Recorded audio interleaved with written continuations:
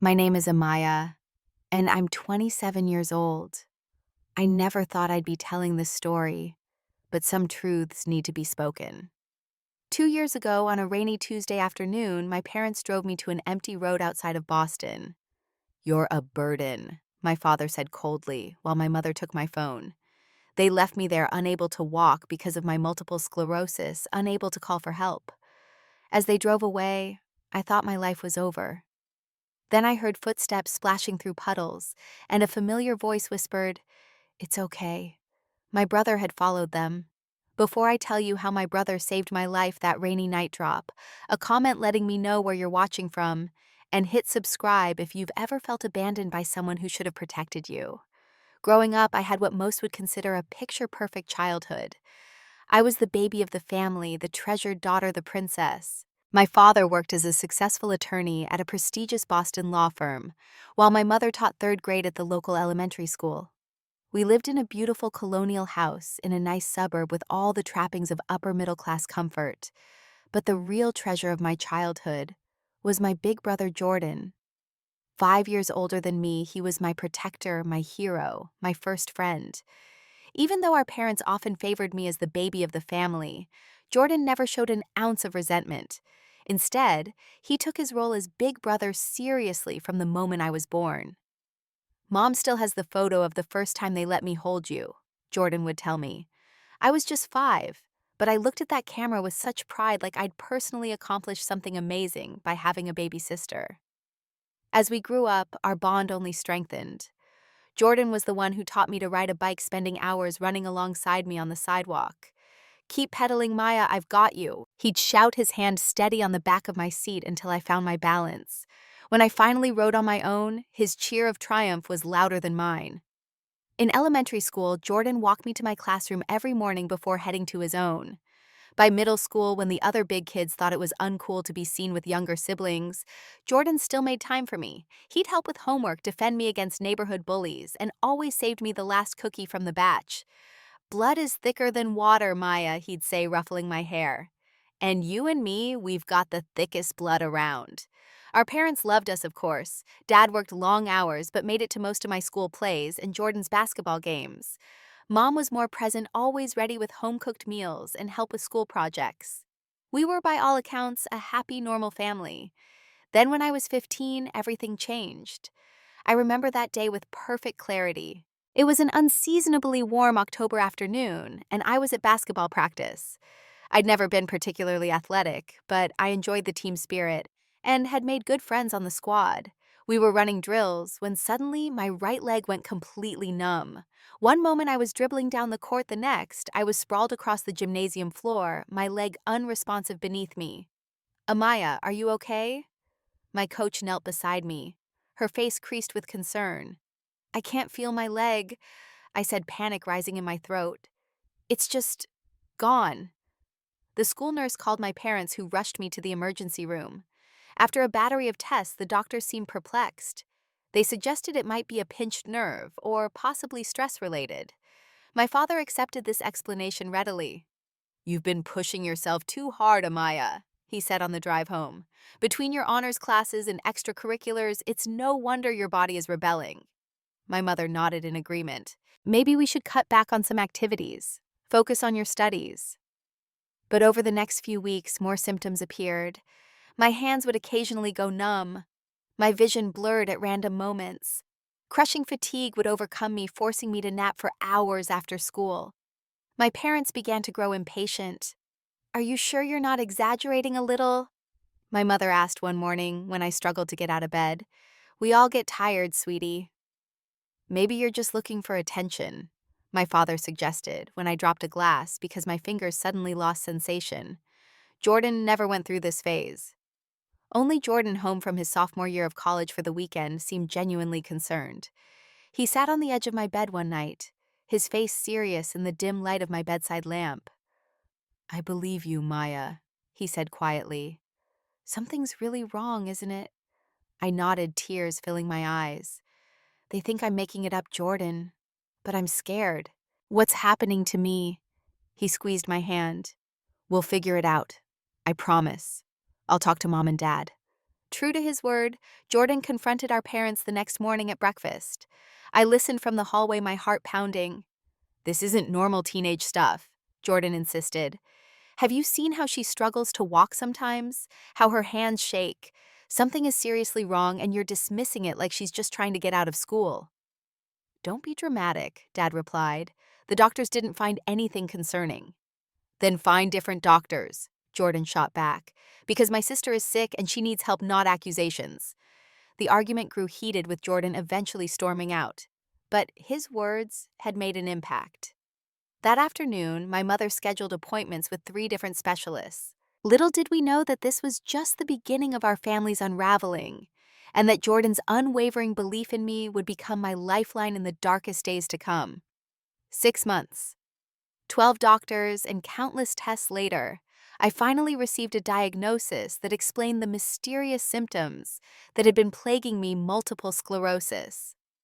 I sat in the neurologist's office, my parents flanking me like sentinels, as Dr. Fernandez explained the results of my latest MRI. Her voice was gentle but matter of fact as she pointed to bright spots on the images of my brain and spine. "These lesions are consistent with MS," she said. "The disease causes your immune system to attack the protective covering of your nerve fibers, disrupting communication between your brain and body." My mother gasped, her hand flying to her mouth. My father sat absolutely still, his face hardening into a mask I couldn't read. I felt oddly calm, almost relieved to finally have a name for what was happening to me. "Is there a cure?" my father asked, his voice tight. "Not currently," Dr. Fernandez replied. "But there are treatments that can help manage symptoms and possibly slow the progression. Multiple sclerosis affects everyone differently. Some people have mild symptoms that come and go, while others—" She didn't need to finish. We all understood the unspoken possibility that I might be facing a future of increasing disability. As we drove home in silence, I texted Jordan, who was back at college 2 states away. "It's MS," I wrote simply. His reply came seconds later. "I'm coming home. Tonight." True to his word, Jordan showed up at our door at midnight, having driven straight from campus. He enveloped me in a hug so tight I could barely breathe. "I'm transferring to Boston University," he announced over breakfast the next morning. "They have a good program in my major, and I've already started the paperwork." "You can't derail your education," my father protested. "Amaya will be fine. We'll make sure of it."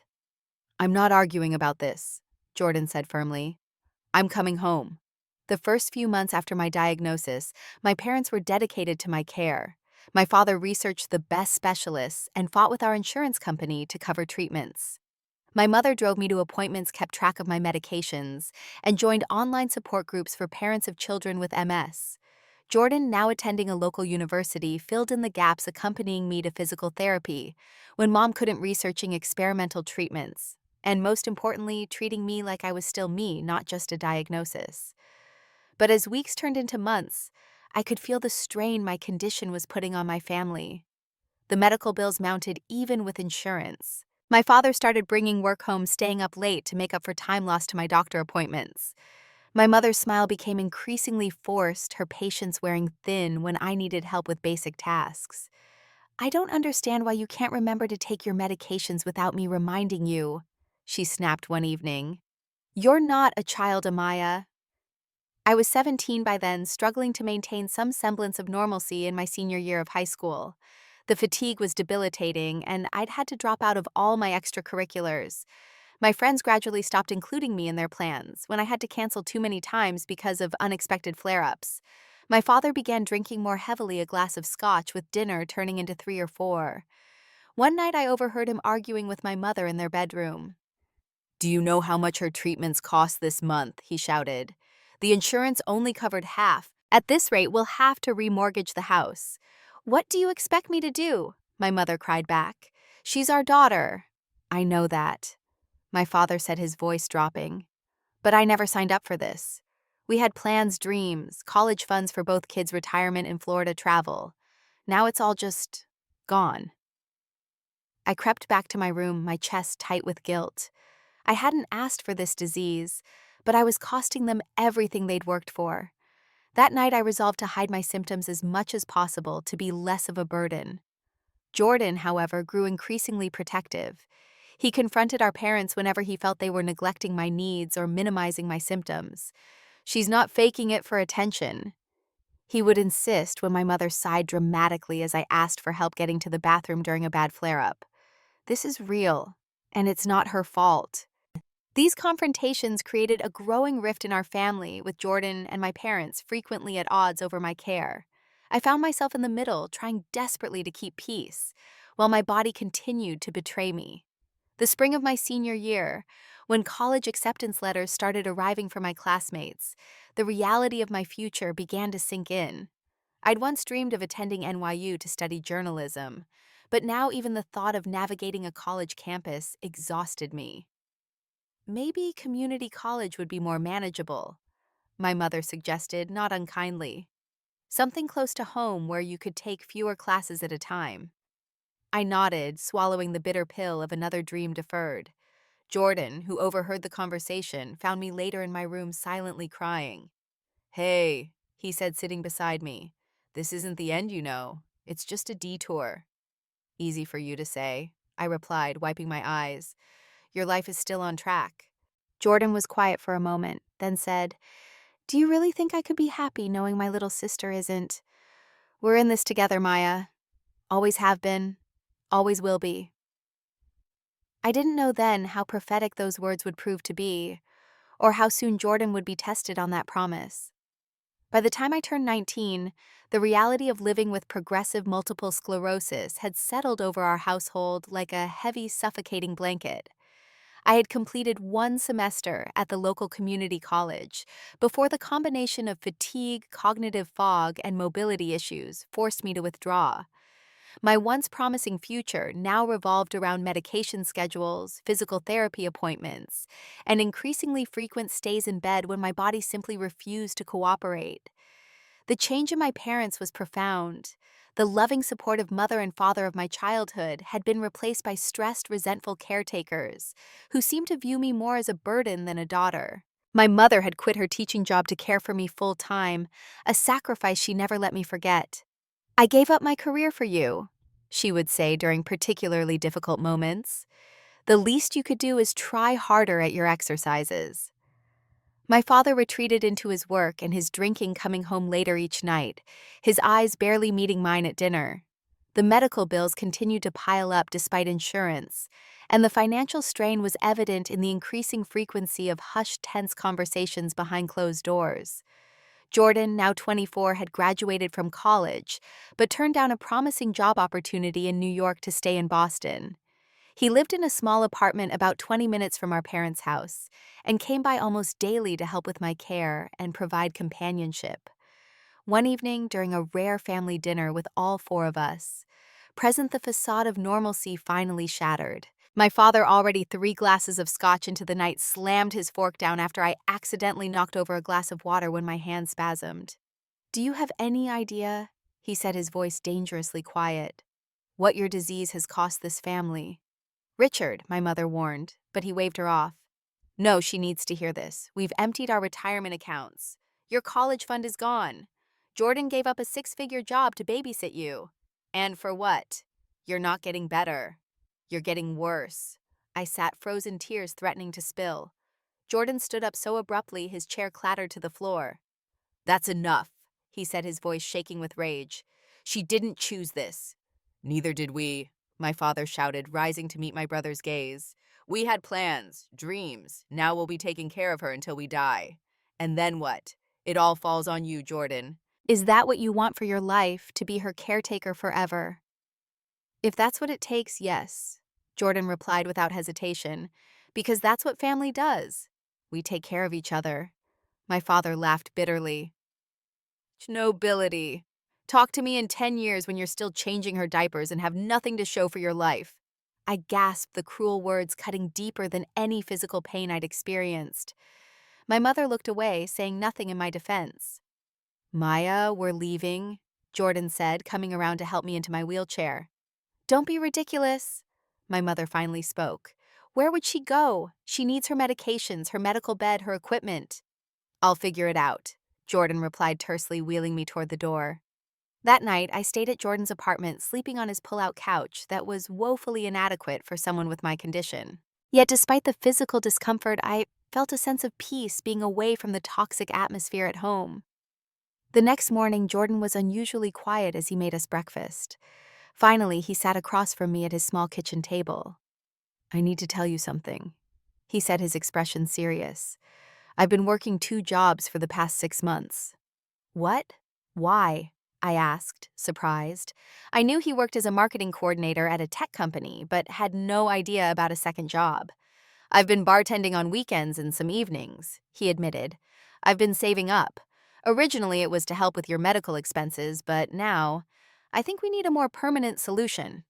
A cold knot of dread formed in my stomach. "What are you saying?" "I don't trust them anymore, Maya," he said quietly. "The way they look at you, the things Dad says when he's drinking. I'm worried." Before I could respond, my phone rang. It was my mother insisting I come home immediately. "Your father didn't mean what he said," she claimed. "He was just frustrated. We're your parents. We know what's best for you." Against Jordan's advice, I returned home. I wanted to believe my parents' love for me would ultimately overcome their resentment. I needed to believe it. But over the next few weeks, I noticed concerning changes. My parents were suddenly being overly nice, almost performative in their attentiveness. They spoke in hushed tones when they thought I wasn't listening. And most alarmingly, I overheard my father on the phone inquiring about long-term care facilities for young adults with progressive conditions. One afternoon, I was resting in my room when I heard my mother on the phone in the hallway. "Yes, we've made the decision," she was saying softly. "It's for the best, really. We simply can't provide the care she needs anymore." My heart pounded as I strained to hear more. "Thursday would work. Yes, we'll handle everything. Thank you for understanding the delicate nature of this transition." That night, I called Jordan, my voice shaking as I relayed what I'd heard. "Pack a bag," he said immediately. "Essential medications, important documents, anything you can't leave behind. I'll be there tomorrow afternoon while they're at work to get you." "Jordan, I can't just leave. Where would I go?" There was a pause before he answered. "Trust me, Maya, I've been preparing for this. Just be ready." But before Jordan could implement whatever plan he had, my parents made their move. The next day dawned gray and threatening, matching my sense of foreboding. My mother entered my room with an unusual brightness in her voice. "Amaya, sweetheart, your father and I thought it might be nice to take a drive today. The fall colors are starting to show, and you've been cooped up in the house for so long." Something in her tone set off warning bells in my head. I reached for my phone to text Jordan but couldn't find it. "Oh, I plugged your phone in to charge in the kitchen," my mother said, noticing my search. "You can get it before we leave." Reluctantly, I allowed her to help me dress and transfer to my wheelchair. My father was waiting in the living room, car keys already in hand. Neither of them would quite meet my eyes. "Where are we going?" I asked, as my father helped transfer me into the back seat of their SUV, folding my wheelchair into the trunk. "Just a scenic drive," he replied vaguely. "Maybe up toward New Hampshire. The mountains are beautiful this time of year." As we pulled out of the driveway, I realized my phone wasn't in the car. "Mom, you forgot to bring my phone."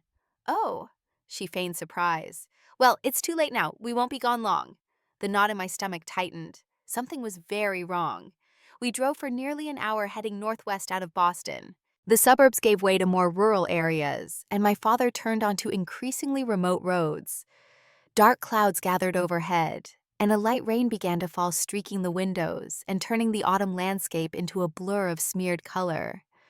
Finally, my father pulled over on a deserted stretch of road, bordered by woods on one side and open fields on the other. There were no houses in sight, no passing cars. "I need some air," he announced, turning off the engine. "Amaya, wouldn't you like to get out for a bit too, get some fresh air?" "In the rain?" I asked incredulously. "Dad, what's going on?" My mother turned in her seat to face me, her expression a strange mixture of determination and guilt. "Amaya, your father and I need to talk to you about something important." With mounting dread, I allowed them to help me out of the car. My mother supported me as I stood shakily on the gravel shoulder of the road, the cold rain seeping through my light sweater. My father remained by the open car door, his face grim. "We can't do this anymore," he said finally, his voice flat. The medical bills, the constant care, watching you deteriorate. It's destroying us. What are you saying? I whispered, though I already knew. We found a place for you, my mother said, not quite looking at me. A specialized care facility in Vermont. They have excellent doctors' therapy programs. You're putting me in a home, I gasped, disbelief washing over me, without even discussing it with me. It's already arranged, my father said. They're expecting you tomorrow. And tonight? Where am I supposed to go tonight? The rain was falling harder now, plastering my hair to my face. My parents exchanged a look that sent ice through my veins. The facility needs a day to prepare your room, my mother said carefully. We thought perhaps you could stay with a friend. Realization dawned on me like a physical blow. You don't have a facility lined up at all, do you? This is you abandoning me. My father's face hardened. Don't be so dramatic. We've given you everything for years. Everything, our savings, our time, our lives, and it's never enough. You're a bottomless pit of need, Amaya, and we're empty. We have nothing left to give. So you're just going to leave me here on the side of the road. My legs were beginning to tremble with the effort of standing even with my mother's support. I can't walk, I don't have my phone. There's a gas station about a mile up the road, my father said, not meeting my eyes. Someone will help you. A mile, I cried. I can barely stand. You've been a burden long enough. My mother said, her voice suddenly cold as she stepped away, leaving me to clutch at the car for support. It's time you figured things out on your own. She reached into her pocket and pulled out a small envelope. There's $200 in here. It's all we can spare. She tucked the envelope into my sweater pocket and then unbelievably began walking back to the passenger side of the car. Mom, please, I begged, my voice breaking. Don't do this, I'm your daughter. We gave you life, Amaya, my father said as he opened his car door. We don't owe you our own in return. With that devastating statement, he got into the car. My mother paused for just a moment, and I thought I saw a flicker of doubt cross her face. But then she too got in, closing her door firmly. I stumbled, falling to my knees on the wet gravel as they started the engine. Please, I screamed, rain and tears blinding me. Please don't leave me here. But the car pulled away, tires crunching on gravel, before finding purchase on the asphalt. I watched disbelieving as the red taillights disappeared around a bend in the road, leaving me alone in the increasing downpour. The reality of my situation crashed over me. I was miles from anywhere, unable to walk more than a few steps without assistance, with no phone and no way to call for help. The rain was soaking through my clothes, and the temperature was dropping as evening approached. If I couldn't find shelter or help, soon exposure could become a real danger. I tried to stand using a roadside guardrail for support, but my legs gave out almost immediately. I crawled a few painful feet before collapsing again, mud soaking through my jeans. The $200 in my pocket seemed like a cruel joke. What good was money if I couldn't even reach a place to spend it? As darkness began to fall and the rain intensified, despair overwhelmed me. My own parents had deemed me too burdensome, to love too costly to keep. If they could discard me so easily after raising me for 19 years, what hope did I have? For the first time since my diagnosis, I wondered if it might be better to just give up.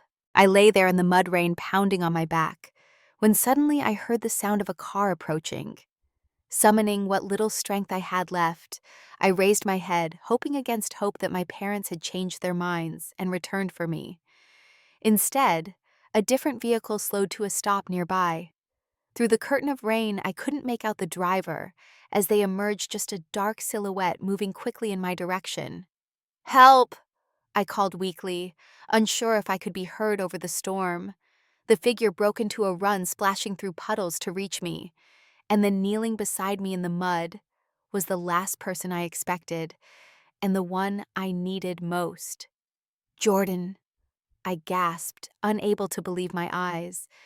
It's okay, he whispered, gathering me into his arms, shielding me from the rain with his body. I've got you, Maya. I'll always have you. How did you find me? I asked through chattering teeth as Jordan carried me to his car. The rain hammered against his jacket, soaking us both. but all I could feel was the solid strength of his arms holding me securely. "I've been following them for days," Jordan said grimly. He placed me gently in the passenger seat of his Honda Civic, quickly adjusting it to a reclining position. "Ever since you told me about that phone call your mom made, I knew they were planning something." He hurried around to the driver's side and got in, cranking the heat to full blast. From the back seat, he pulled a thick blanket and wrapped it around my shivering form. "You followed them today?" I asked, still trying to process everything. Jordan nodded, his face tight with barely controlled anger. "I was working from home and saw them loading you into the car. The way they were acting, I just knew. So I followed at a distance." His hands gripped the steering wheel until his knuckles whitened. "I wanted to see what they would do. Part of me still hoped I was wrong, that they were just taking you to a doctor's appointment or something." His voice broke. "When they pulled over here, I stopped up the road and watched. I couldn't hear what they were saying, but I could see enough. I waited until they were gone before coming to you. I wanted to make sure they were really leaving, that they wouldn't see me." "You knew they were going to abandon me and you let them," I whispered, a flicker of betrayal cutting through my gratitude. Jordan turned to me, his eyes filled with tears. "Maya, if I had confronted them, they would have just taken you back home and tried again another day, maybe somewhere I couldn't find you. I needed to let them show their true colors so they can never deny what they did, and—" He hesitated. "I needed them to be gone so I could take you without a legal battle." "Take me where?" I asked. "Home," he said simply. "Your real home. With me." As Jordan drove through the rainy darkness, he explained that his second job had been just part of his secret preparations. For months, he'd been quietly getting ready for the possibility that our parents might try to institutionalize me, or worse. "I've been saving every penny," he said, "and I found an apartment in Cambridge. It's on the ground floor, wheelchair accessible with wider doorways and a roll-in shower. It's small, but it's in a good neighborhood close to Massachusetts General, where your new neurologist practices." I stared at him in shock. "New neurologist?" Jordan nodded. "Dr. Patterson. She specializes in young adults with MS and takes your insurance. I've already transferred your medical records and scheduled your first appointment for next week." My mind reeled with this information. "How long have you been planning this?" "Since that night at dinner when Dad lost it," Jordan admitted. "I saw something in his eyes that scared me, Maya. I realized then that they might actually hurt you. Maybe not physically, but by dumping you somewhere against your will. So I started preparing for the worst." "But your job, your apartment—" "I gave notice at my apartment last month. My lease ends next week. And my company has been great. They're letting me work remotely 3 days a week so I can be home with you." Tears filled my eyes as the magnitude of what Jordan had done sank in. While our parents had been plotting to abandon me, my brother had been creating a safety net, anticipating my every need. "We're here," Jordan said softly, as he pulled into a parking space outside a modest apartment building. "It's not fancy, but I think you'll like it." The rain had slowed to a drizzle as Jordan lifted me from the car and carried me to the entrance. The building had a ramp alongside the short set of front steps, and the entrance door was equipped with an automatic opener. Inside, the hallway was wide enough for a wheelchair to navigate comfortably. Jordan carried me into Unit 103, flipping on lights with his elbow. The apartment was small but thoughtfully arranged. The living room flowed into an open kitchen with lower countertops on one side. A hospital bed, not a used one, but new, was set up in an alcove off the living area, positioned to allow a view out the window while still providing some privacy. "The bedroom is yours," Jordan said, nodding toward a door. "I'll take the pull-out couch. The bathroom has grab bars already installed, and I got one of those shower chairs the physical therapist recommended." He set me down gently on a plush recliner that I recognized from his old apartment. "I know it's not much, but it's perfect." I interrupted, my voice thick with emotion. "Jordan, I can't believe you did all this." He knelt in front of me, taking my cold hands in his. "Maya, listen to me. When Mom and Dad brought you home from the hospital 19 years ago, I made a promise to you. You were just this tiny, wrinkled thing, but I swore I would always protect you. That's what big brothers do." "But this is too much," I protested weakly. "You're giving up your whole life. Jordan shook his head firmly. I'm not giving up anything. I'm choosing my sister over people who don't deserve to be called parents. His voice hardened. What they did today, leaving you on the side of the road in the rain, unable to walk without a phone, that wasn't just abandonment. It was attempted murder. The harsh truth of his words hit me like a physical blow. My parents hadn't just rejected me. They had put me in a situation where I could have died exposed to the elements, unable to seek help. We should call the police, I said suddenly. Report them. Jordan's expression was grim. We can, if that's what you want. But think carefully. A legal battle would be messy, public, and traumatic. And they might try to claim guardianship over you, argue that you're not capable of making your own decisions. I hadn't considered that possibility. As much as I wanted justice, the thought of being forced back into my parents' care terrified me more.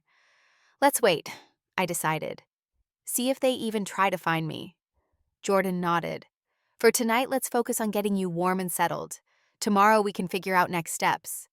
As he helped me into dry clothes and got me settled in the new bedroom, already equipped with my medications neatly arranged on a bedside table, I marveled at the thoroughness of his preparations. How did you get all my prescriptions? I asked as he handed me my evening pills with a glass of water. I've been collecting the extras, he explained. You know how sometimes the insurance approves a refill a few days early? I've been saving those, building up a supply. And I researched patient advocacy programs for some of the more expensive ones. There's help out there, Maya. We'll figure it out together. As exhaustion overcame me, I felt Jordan's hand gently squeeze mine. Get some rest, he said softly. You're safe now. I promise. As I drifted off to sleep, I realized that while I had lost 2 parents today, I had gained something perhaps more valuable, the certainty that at least one person in this world loved me unconditionally, disability and all. The first few weeks in our new living arrangement were a difficult adjustment. Despite Jordan's meticulous planning, the reality of 2 siblings trying to manage a serious medical condition without parental support presented countless challenges. The morning after my parents abandoned me, I woke in a strange bed, momentarily disoriented, until the previous day's events came flooding back. Jordan was already up, the smell of coffee and toast filling the small apartment. Morning, he said when he noticed me awake. How are you feeling? The question seemed impossible to answer. Physically, I was exhausted and sore from the ordeal. Emotionally, I was a storm of anger, grief, and betrayal. I don't know, I answered honestly. Jordan nodded, understanding in his eyes. That's fair. Hungry. We settled into a routine over the following days. Jordan would help me with my morning medications and breakfast before logging into work on his laptop at the kitchen table. He'd take breaks throughout the day to check on me, help me to the bathroom, or prepare lunch. After work, he'd assist with my physical therapy exercises, then make dinner. The system worked, but it was precarious. If I had a bad day with my MS, Jordan would have to take time off work to care for me. If Jordan got sick, there was no backup. We were entirely dependent on each other.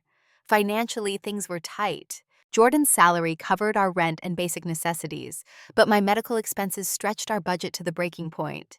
Even with insurance, the copays for my numerous medications, physical therapy sessions, and doctor's appointments quickly added up. We'll make it work, Jordan insisted whenever I expressed guilt over the financial burden. I've applied for some assistance programs and my company's health savings account helps. What Jordan didn't tell me, what I discovered only when I found a stack of mail he'd tried to hide, was that he'd taken out a personal loan to cover the security deposit and first few months' rent on our accessible apartment. He was also making payments on a credit card that had been maxed out, buying essentials for our new home, including my hospital bed. When confronted, Jordan shrugged it off. It's just money, Maya. We'll pay it back over time. But it wasn't just money. It was my brother's future being mortgaged for my care. The weight of that knowledge sat heavily on my shoulders. The emotional toll was equally challenging. I cycled through grief for the parents. I thought I had rage at their betrayal and crushing guilt over Jordan's sacrifices. Some days I could barely get out of bed, not because of my MS symptoms, but because the depression was so overwhelming. Jordan noticed, of course. One particularly bad morning when I refused to get up or take my medications, he sat on the edge of my bed, his face serious. "I know this is hard," he said quietly. "What they did, it's unforgivable. And I know you feel guilty about me taking care of you. But Maya, you have to keep fighting." "Why?" I whispered. "What's the point? I'm just going to get worse. Eventually I'll be too much for even you to handle." Jordan took my hand firmly. "First, that's not true. There are treatments, therapies, technologies that can help no matter how your MS progresses. Second, even if it were true, so what, we'd face it together, like we faced everything else. But your life is mine to live how I choose," he interrupted. "And I choose this. I choose you. Not out of obligation, but because you're my sister and I love you. Now please take your meds and let's have breakfast. I made those blueberry pancakes you like." It wasn't an overnight transformation, but gradually, with Jordan's steady support, I began to find my footing in our new reality. I started seeing a therapist specializing in chronic illness and family trauma. Dr. Patterson, my new neurologist, adjusted my medication regimen, leading to better symptom management. About a month after we'd been living together, Jordan came home with a surprise: a refurbished laptop. "What's this for?" I asked as he set it up on a rolling table that could be positioned over my bed or chair. "For you to start writing again," he said simply. Before my MS diagnosis, I dreamed of being a journalist. In high school, I'd been editor of the school paper and had even won a state competition for an investigative piece on environmental issues in our community. But as my health deteriorated, that dream had been set aside. "I don't know, Jordan." I hesitated. "It's been years since I wrote anything substantial." "Just try," he encouraged. "Start with what you know, your experiences, your journey with MS. There are people out there going through the same things who might benefit from your perspective." Reluctantly, I opened a blank document and began typing. At first, the words came haltingly, but soon they were flowing freely as I poured out the story of my diagnosis, my parents' gradual withdrawal of support, and ultimately their abandonment. Jordan read it that evening, his eyes glistening with unshed tears. "This is powerful, Maya. You should publish it somewhere." "Who would want to read this?" I asked, self-conscious. "Start a blog," he suggested. "Share your story. I bet there are others out there who feel alone in their struggles with chronic illness or family rejection." The next day, with Jordan's help, I launched a simple blog called Chronically a Maya. My first post, titled "The Day My Parents Left Me in the Rain," was raw and unfiltered, detailing the events of that terrible afternoon and the complex emotions that followed.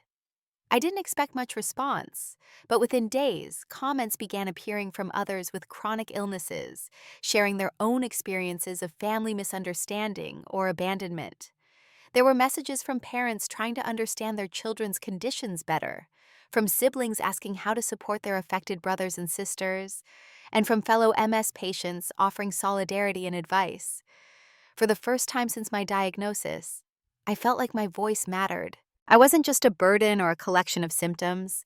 I was a person with something valuable to contribute. As fall turned to winter, our new life developed its own rhythm. Jordan's employers, impressed with his dedication, despite his complicated home situation, gave him a modest raise.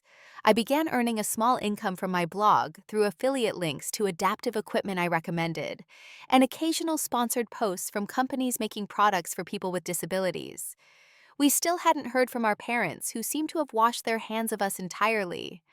Jordan had collected our remaining belongings from their house while they were at work, leaving his key on the kitchen counter, with a note that simply read, "You no longer have a son or daughter." On Christmas Eve, as we sat in our small living room with a tabletop artificial tree Jordan had bought on sale, I finally asked the question that had been haunting me. "Do you ever regret it, giving up so much for me?"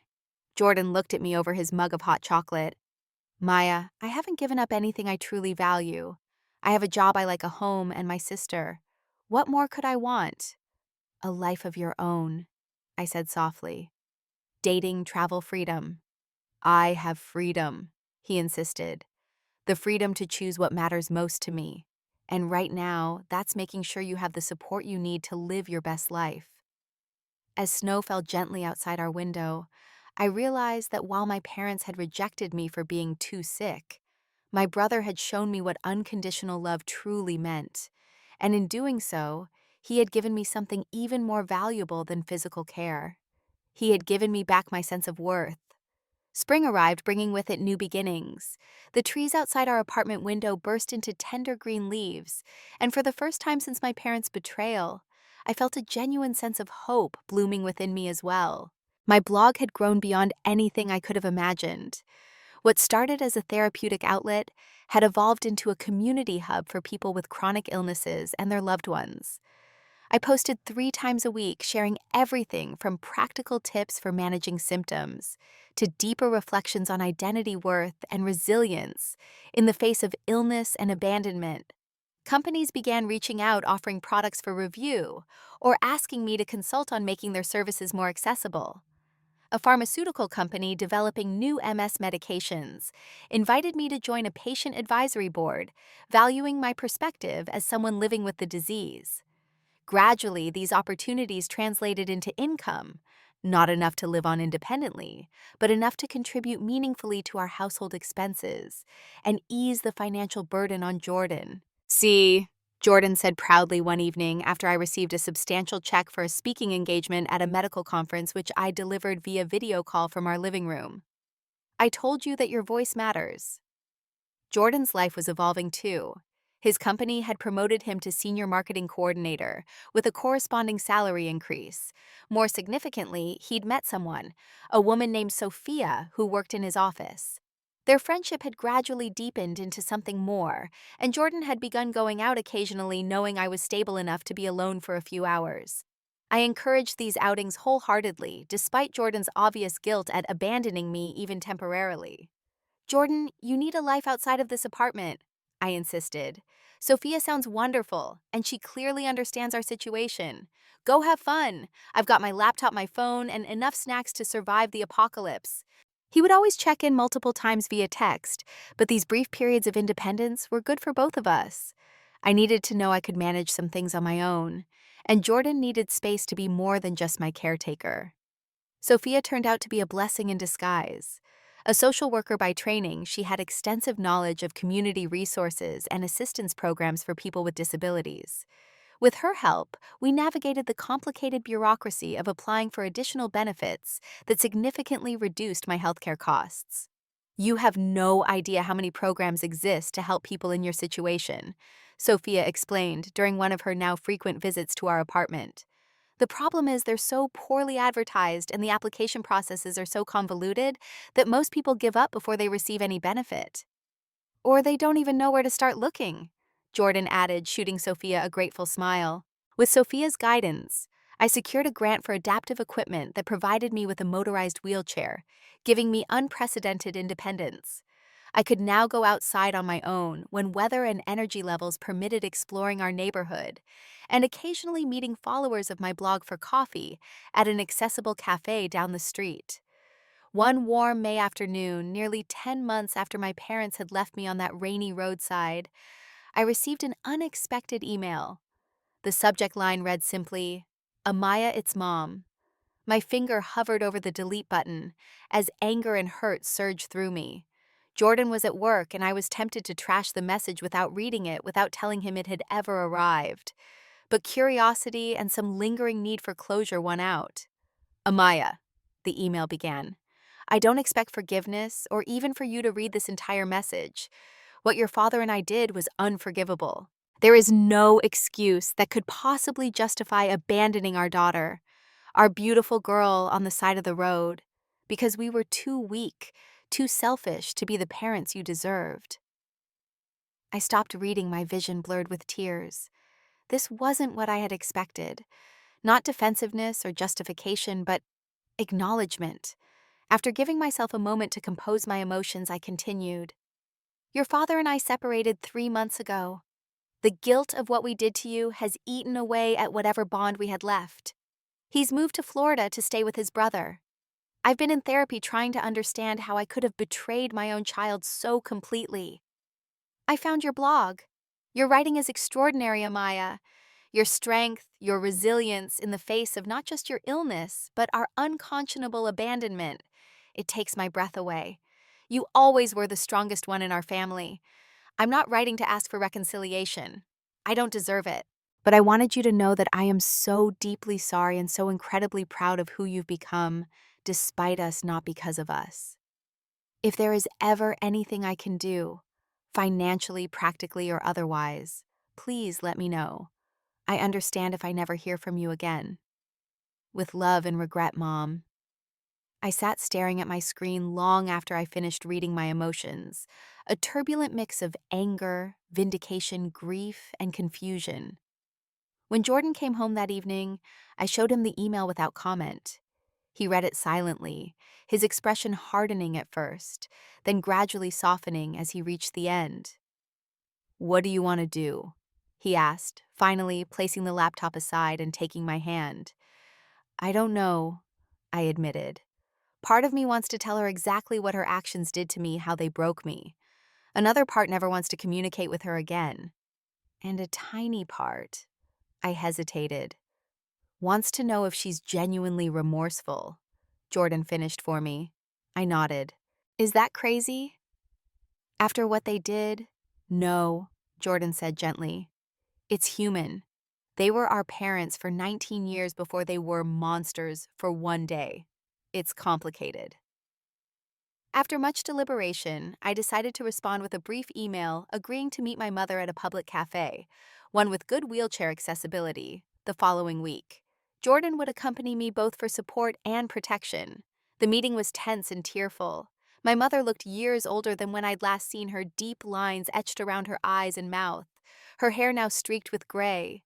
She broke down completely when she saw me apologizing repeatedly between sobs, while Jordan sat beside me, a steady, protective presence. I didn't offer forgiveness, but I did listen. I learned that my father had been the primary driver of the abandonment plan, though my mother had been a willing participant. I heard about her subsequent regret, her separation, her therapy, and I told her with calm dignity exactly what her actions had cost me emotionally, and how Jordan had saved not just my life, but my sense of self-worth. Jordan was always the better parent between all of us, my mother admitted, wiping her eyes. From the time you were born, he loved you more purely than we ever did. As the meeting drew to a close, I made my boundaries clear. I'm not ready for you to be back in my life in any significant way, I told her. I don't know if I'll ever be ready, but I'm willing to accept occasional emails updates, small steps. It wasn't forgiveness, but it was a tiny opening, a recognition that people can change, that remorse can be genuine, and that healing comes in many forms. As Jordan wheeled me out of the cafe, I felt a weight lifting, not the entire burden of what had happened, but a portion of it. I hadn't realized how much energy I'd been expending on anger and hurt until I allowed myself to set some of it down. "Proud of you," Jordan said simply as we headed home. 2 years after that rainy day when my parents abandoned me by the roadside, my life had transformed in ways I never could have imagined. My blog had evolved into a full-fledged website with contributing writers all living with various chronic conditions. A publisher had approached me about turning my story into a memoir. Jordan and Sophia were engaged with plans for Sophia to move into a slightly larger accessible apartment with us after the wedding. My relationship with my mother remained distant but cordial. We exchanged emails monthly, and she had made financial contributions to my medical care, which I accepted as a form of restitution rather than reconciliation. My father remained in Florida, effectively out of my life by mutual agreement. Most importantly, I had discovered that my value as a human being had never been dependent on my health, my parents' acceptance, or my ability to be useful in conventional ways. Through my writing, my advocacy, and the community I'd helped build, I had found purpose in my pain and meaning in my struggle. One evening, as Jordan, Sophia, and I sat on our small patio watching the sunset, Jordan raised his glass in a toast. "To new beginnings," he said, smiling at his fiancée, "and to unexpected blessings." I added, thinking of all the good that had somehow emerged from that terrible day in the rain. Because sometimes, when we're abandoned by those who should love us most, we discover strengths we never knew we had, and build families of choice that prove far more nurturing than the ones we were born into. Sometimes being left on the side of the road in the rain becomes not the end of our story, but the beginning of a braver, more authentic one. Sometimes the family we need isn't the one we're born into, it's the one we find, or the one that finds us on a rainy road when we've lost all hope. And sometimes, just sometimes, that's exactly where our real life begins. If you've ever felt abandoned by someone who was supposed to protect you, or if you're struggling with a chronic illness that others don't understand, please know you're not alone. Drop a comment sharing your experience if you feel comfortable. And if this story resonated with you, please subscribe to hear more stories of resilience and subscribe to my channel.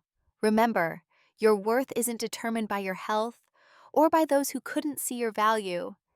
Thank you for listening to my story, and I hope it brings strength to those who need it most.